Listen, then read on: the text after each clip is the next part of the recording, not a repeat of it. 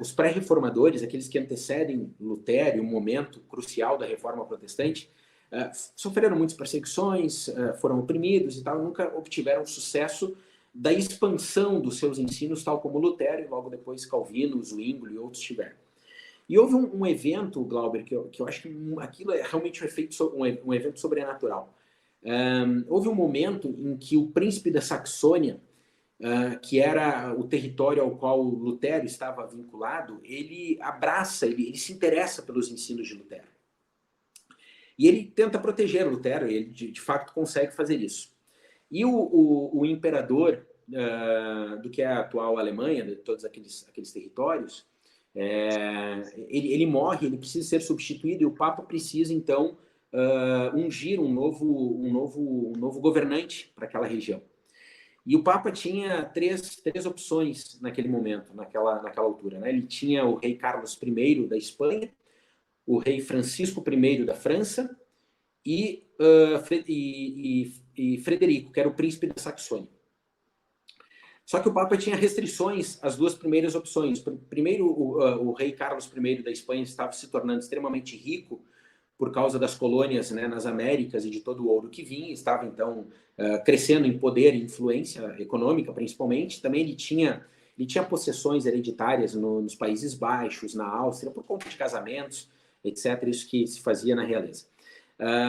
Francisco I, que era o da França, se ele recebesse autoridade sobre os territórios da Alemanha, da atual Alemanha, ele unificaria toda a Europa Central debaixo do seu domínio.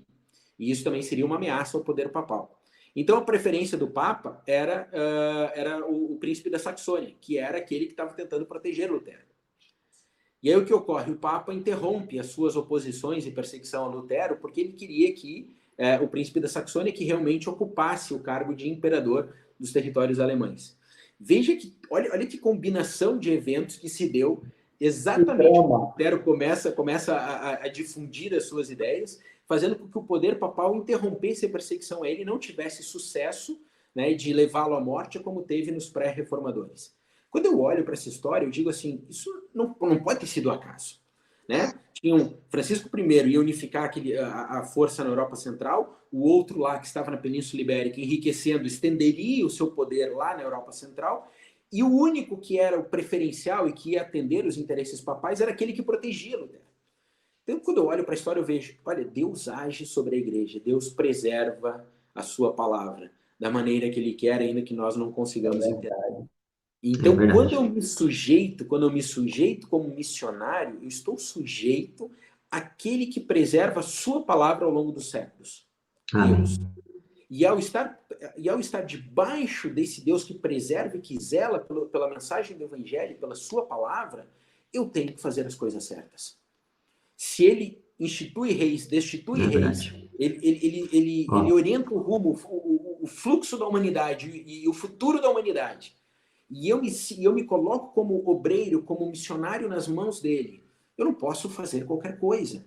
É óbvio, eu tenho que seguir uma linha de trabalho, eu tenho que seguir princípios, eu tenho que fazer a coisa certa, da maneira correta.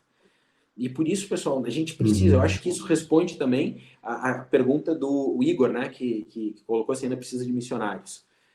Sim, precisamos, claro, não só precisamos de missionários na Europa, como precisamos de bons missionários. Missionários preparados, missionários qualificados, missionários que entendam da responsabilidade de servir ao Deus Criador dos céus e da terra. Muito mais importante do que ser aí um porta-voz de um grande político é ser um servo de Deus nesse mundo caído. Então, pessoal, que nós possamos olhar para a reforma a fim de aprender com ela, avançar no nosso rumo, nosso futuro aqui nesse continente, preparando as nossas famílias, os nossos filhos para deixar um legado, mas também construindo uma obra cheia de planos, de planejamento pessoal e também espiritual, colocando-se nas mãos de Deus para fazer a coisa da maneira correta. Não de qualquer forma, mas com esse